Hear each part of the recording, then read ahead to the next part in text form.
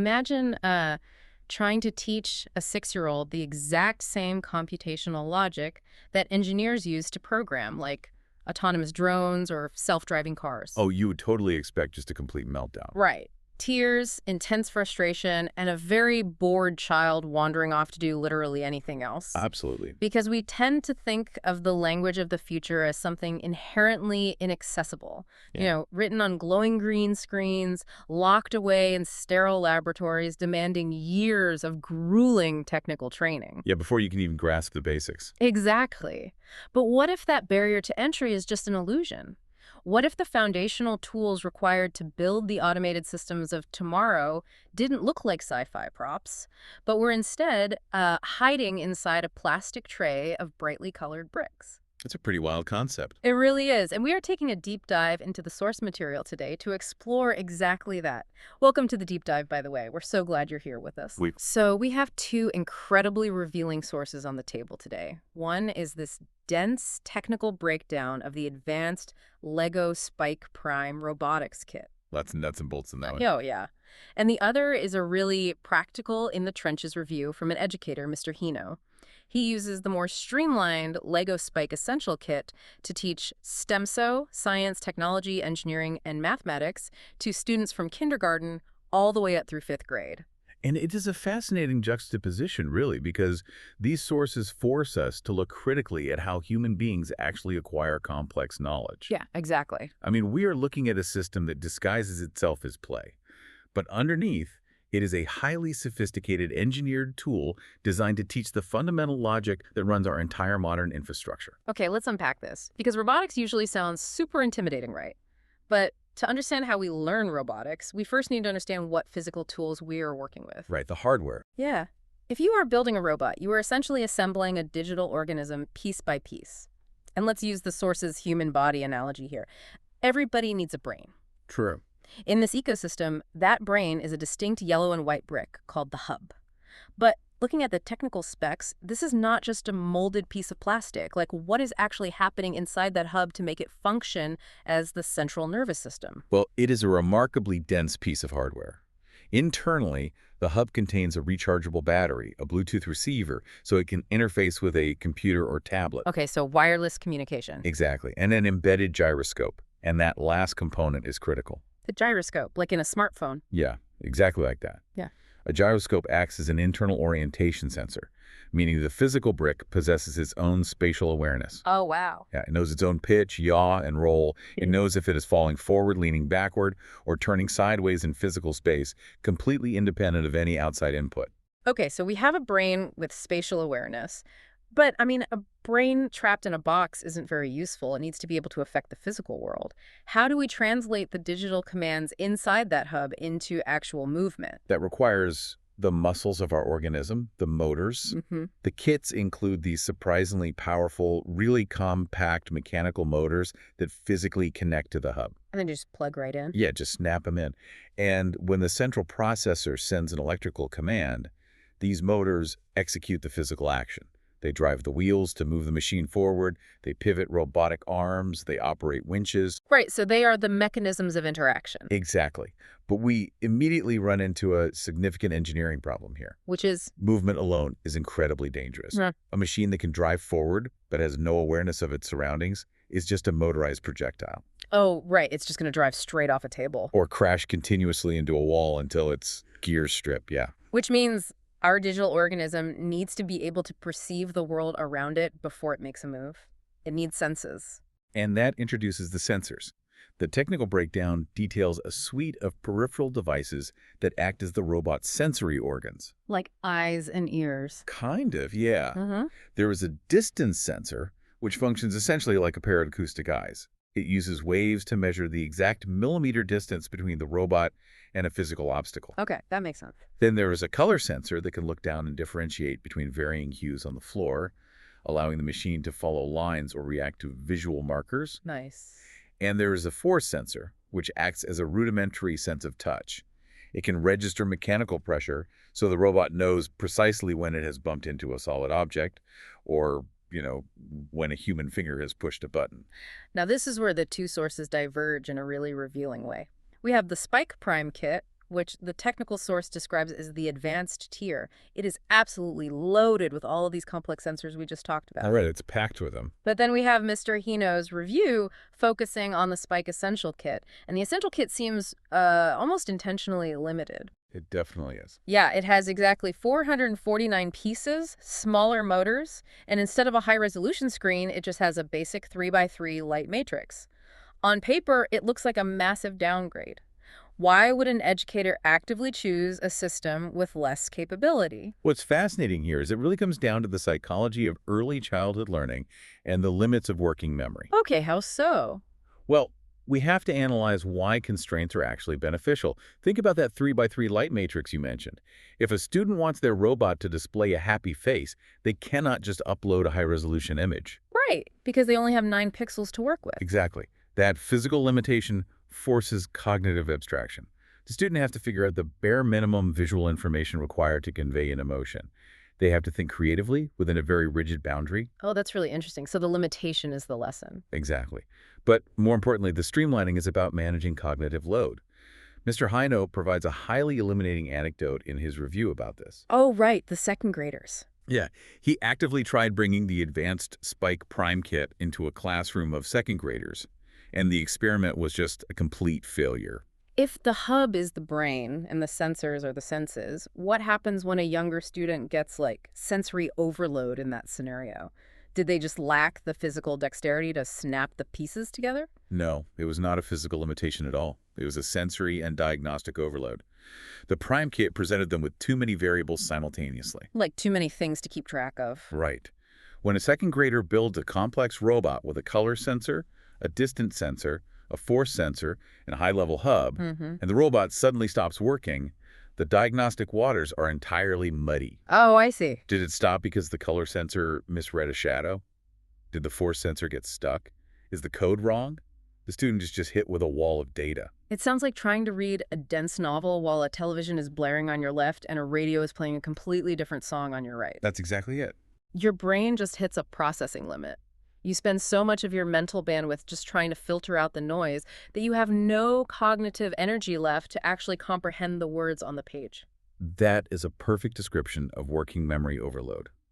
A foundational learner cannot focus on the core mechanics of problem solving when they are overwhelmed by the dashboard of tools. So the Spike Essential Kit fixes that. Yeah, it strips away the noise, it leaves the powerful hub and the motors, but radically limits the peripheral sensors. It provides just enough capability to make the robot interactive, but restricts the variables so that when something goes wrong, the student can actually isolate the problem and solve it. Without just shutting down from frustration. Exactly. But there's a catch here. We've built this elegant, streamlined body. We have a brain, we have muscles, and we have a very managed set of senses. But a physical body is entirely useless on its own. Very true. Like, a distant sensor can detect a wall 10 centimeters away, but the plastic brick doesn't inherently know that hitting a wall is a bad thing. How do we bridge the gap between a machine simply feeling a wall and actually making the economist decision to hit the brakes? That bridge is the transition from physical engineering into computer science.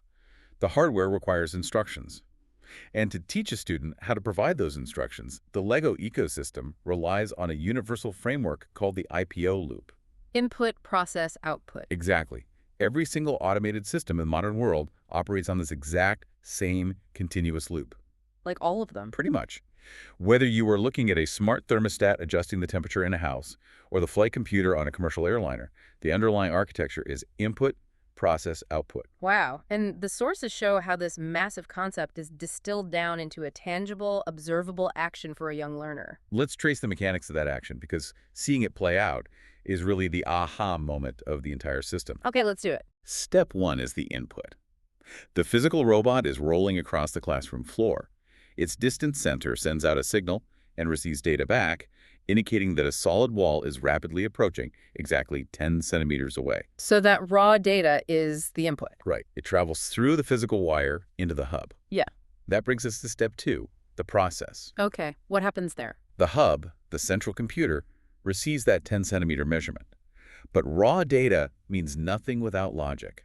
The hub consults the digital instructions that the student has written. Got it. The logic dictates If the incoming distance data is less than 15 centimeters, trigger an emergency stop.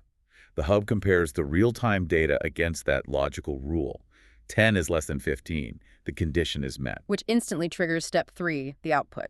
The hub sends an electrical command down a different wire to the motors, instructing them to instantly cut power. And boom. The wheels lock up and the robot comes to a halt 5 centimeters from the wall. Input, process, output. It is a beautiful, self-contained cycle of logic. It really is. But wait, I have to stop and ask about that process phase. Here's where it gets really interesting. You mentioned the hub consults the instructions the student has written. I am picturing a third grader staring at a blank black screen with green text. How are they actually writing that logic? They are definitely not typing out lines of complex syntax, I can tell you that. The Leo Spike software provides a tiered approach, starting with a system called word blocks. Word blocks? Yeah, it's heavily based on the Scratch programming language. Instead of blinking cursor, the student sees a digital canvas filled with brightly colored puzzle pieces. Oh, okay, puzzle pieces. They grab a blue piece that says move forward and drag it onto the screen. Then they grab a yellow piece that says wait until distance sensor is less than 15 centimeters and physically snap it onto the bottom of the blue piece. Okay, I need to push back on this concept just a little. When I hear brightly colored puzzle pieces and snapping blocks together, I immediately think of, like, an iPad game. Yeah. It sounds like an engaging activity, sure, but are they actually learning real coding? Or is this just an entertaining game that gives parents and teachers the illusion that coding is happening, while a professional software engineer would look at it and laugh? If we connect this to the bigger picture, we have to isolate what coding actually is at a fundamental level. We often confuse coding with syntax. Syntax being the grammar. Exactly, knowing where to place the semicolons, the brackets, the indents. But pure coding is computational logic. It is the ability to construct a sequence of events to solve a problem. It is the mastery of that IPO loop. Oh, I see. So if you have ever tried to write a simple macro in an Excel spreadsheet, you know exactly how painful syntax can be. Oh, it's a word. You can have the entire logical sequence perfectly mapped out in your head, but if you miss a single comma or put a parenthesis in the wrong spot, the entire program crashes. Right. And the computer throws up an error code, which, as an adult, is incredibly discouraging. For a 7-year-old, it is game over. They just walk away. And that is the psychological brilliance of visual block coding. It completely eliminates syntax frustration from the learning equation. Yes. A student cannot misplace a comma with word blocks because the puzzle pieces literally will not snap together if the logic is flawed. The visual shape of the blocks forces the correct structure. That's genius. This allows the learner to spend 100% of their cognitive energy mastering the raw mechanics of the IPO loop. They deeply internalize the concepts of sequencing, loops, and conditional if-and statements without ever seeing an error message about a missing bracket. That distinction makes a lot of sense. You are teaching the structure of the story before you force them to memorize the spelling of the words. That's a great way to put it. And the technical source makes a point to emphasize that this software environment is not just a lightweight app. There are strict technical parameters. Right, it's robust. Yeah, to run the Spike coding interface, it requires specific modern browsers. You specifically need Google Chrome on a Chromebook, Windows, or Mac OS. It will actively lock you out if you try to run it on an unsupported system. Which really suggests there is serious heavy lifting architecture running in the background, executing that visual logic. It is a professional-grade backend disguised as a toy. Totally. And the system proves its legitimacy in the next phase of the progression. Once a student has fully internalized the computational logic using those visual blocks, the software allows them to seamlessly transition their environment into Python. Which is an industry-standard text-based programming language. It is literally the language running major global tech infrastructures today. Exactly.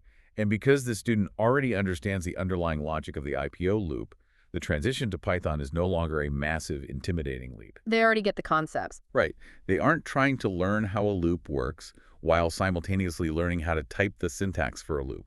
They already know how the machine thinks, so they are simply adopting a new professional vocabulary to express those thoughts. Wow. Okay, so we have dissected the physical hardware and the digital logic. Let's look at the actual classroom application. Because taking these concepts into a vacuum is one thing, but Mr. Hanan's review brings us into the chaotic reality of a K-5 classroom. Oh yeah, chaos is the word. How does an educator take a room full of 30 students, all with wildly different cognitive abilities and attention spans, and teach them this complex progression? Well, the primary challenge in any classroom is differentiation. The need to tailor instruction to varying levels of readiness.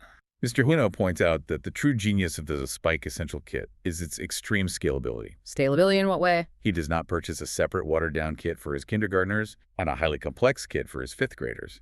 He deploys the exact same physical hardware across the entire elementary spectrum. That seems counterintuitive. How can a tool be simple enough for a 5-year-old, but still challenge an 11-year-old? By anchoring the hardware and scaling the software challenges. When Mr. Hino hands the essential kit to a kindergarten class, the goal is rudimentary. Like what? The challenge might simply be to write a 2-block sequence to make the motor spin for 3 seconds. It's purely about establishing cause and effect. Okay, that makes sense for that age. But when he hands those exact same pieces to a group of 5th graders, the parameter shifts. The challenge might be to build an autonomous rover that navigates a maze using the distance sensor to avoid walls and the color sensor to find a specific target. Oh, wow. So the physical organism is identical, but the computational demands placed on the brain increase exponentially. Exactly. And he noted that this scalability works within a single classroom as well. Because if you have a 3rd grade class, you inevitably have a massive disparity in skill levels. You have students who struggle with basic spatial reasoning, and you have top-tier learners who grasp the logic instantly. Right. And if you force the entire class to move at the same pace, the advanced students get bored and disengage, while struggling students get overwhelmed and shut down. Lose-lose. Yeah. But by using the Spike Essential Kit, Mr. Hino can assign a basic hardware build to the entire room, but hand out tiered software objectives. Oh, that's smart. The struggling student experiences the vital success of making their robot move forward. The advanced student next to them is deeply engaged in writing complex conditional loops. Both students are learning the IPO process, and importantly, neither feels alienated by being assigned a visibly different or lesser physical tool. Let's talk about the physical reality of managing those tools, because Mr. Hino highlighted a detail that initially sounds incredibly mundane, but fundamentally alters the learning experience: the trays, the actual physical organization of the kit itself. It is a crucial point regarding cognitive friction, for sure. Yeah, the 449 pieces of the Spike Essential Kit do not arrive in a giant bucket. The box contains highly specific sorting trays, with sticker labels indicating exactly where every type of piece belongs, and the pieces themselves are color-coordinated by function. Which is a lifesaver. For you, as the listener, anyone who has ever tried to find a crucial file on a completely unorganized, messy computer desktop knows exactly why this matters. Oh, absolutely. Right. If your screen is cluttered with hundreds of random icons, you spend 20 minutes burning through your mental energy just hunting for the right folder. By the time you actually open the document to do your work, your focus is completely shot. The friction of the mess destroys the productivity of the task. And the exact same principle applies to physical engineering. Mr. Hanno noted how older, less organized kits encouraged the dump and toss method. Well, dump and toss, yeah. Students would just pour hundreds of pieces into a chaotic pile on the desk. They would then spend the majority of the class period blindly digging through a mountain of plastic, trying to find one specific tiny gear. Which brings us right back to the limits of working memory.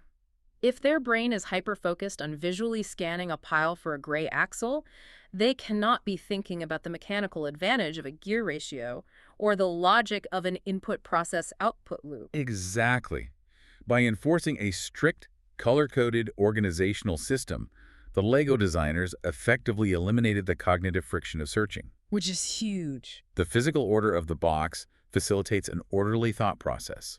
The student can reach for the exact piece they need without breaking their concentration, allowing them to remain entirely immersed in the problem-solving state. So, what does this all mean when we synthesize these two sources?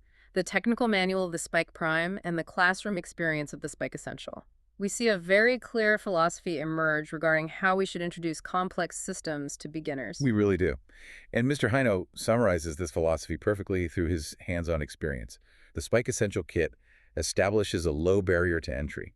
It is manageable enough that a student feels secure. From that foundation of security, the teacher can encourage the student to branch out and take intellectual risks. But conversely, when educators try to force early learners to use the highly complex Spike Prime Kit, the dynamic reverses. Right, the barrier to entry is so steep that the teacher spends the entire lesson trying to reel in the complexity.